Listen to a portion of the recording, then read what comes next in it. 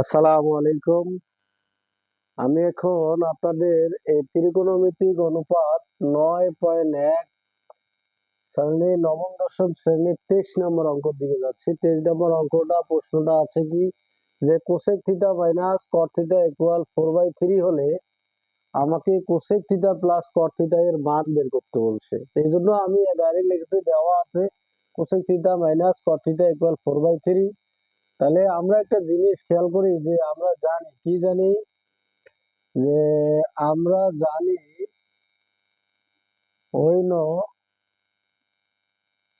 আমরা জানি যে cosec square theta minus cot square theta equal কি আমরা জানি সূত্র 1।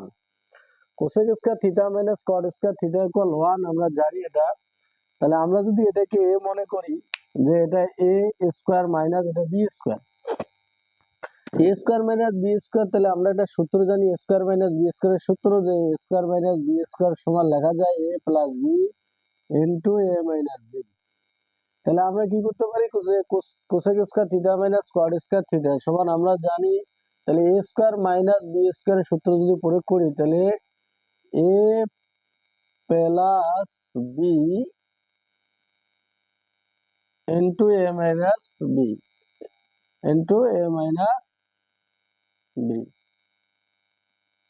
ইকুয়াল এখানে 1 আছে, আমরা 1 বসিয়ে দিলাম। এরপরে দেখো একটা জিনিস মাথায় রাখো যে কোসেক থিটা মাইনাস কট থিটা এটা সমান 4/3 লেখা যায়, আমরা ওটা লিখে দিলাম যে cosec theta plus cot theta এটা সমান লেখা যায় কি 4/3, এখানে ইনটু আকারে ইকুয়াল 1 তাহলে আমরা জানি যে cosec theta plus cot theta আমরা কি করলাম, এটা ইনটু আকারে নিয়ে গেলে বিপরীত দিয়ে নিয়ে গেলে কি হবে, বাই হয়ে যাবে, বাই 4/3।